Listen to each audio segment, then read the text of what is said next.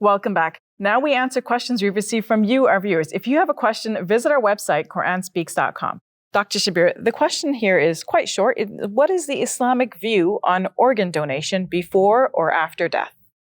So the short answer is that this is permissible, so long as we're not harming the live person who is giving a donation. So in the case of a dead person, there's no harm to the dead person, but of course, we would want to make sure that this is done with the permission either of the deceased, the individual, or the guardian of that individual or close relative, or in the case of, where this matter can be transferred to the state to give a ruling on this.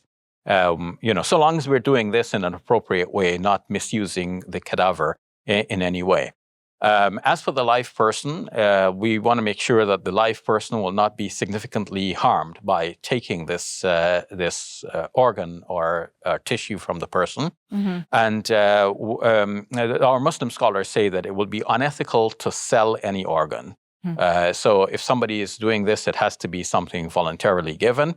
Not something given for a price. This does not prevent the donor from receiving gifts. Naturally, the family, would be quite appreciative and might want to give some favors to the person who gave this donation, but it cannot be done for a price. Mm-hmm. Dr. Shabir, what about if the transplant results in a little bit of possible harm to you? Right, but it's still for the better good of the individual receiving the transplant. Like, let's say like a liver transplant, for example. Yeah. So this is where the harms and benefits would have to be weighed. So if I meant kidney.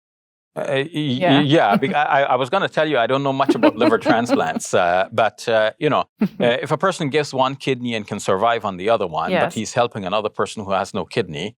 Then it seems to me, I don't recall the scholars saying what specifically scholars have said about this, but it seems to me just off the cuff here that this is not something harmful. And I've actually known a good Muslim who donated his kidney to his brother, mm-hmm, who had no functioning kidney, and this was fine. I mean, they both went on to live a prolonged and happy life. So it's possible. So one has to weigh the benefits and harms. Like, how much would it harm the donor to give this donation, and how much would it benefit the recipient to receive this? Thank you for your time, Dr. Shabir. You're welcome. If you enjoyed this video, click like and subscribe, and please donate to support our work at QuranSpeaks.com.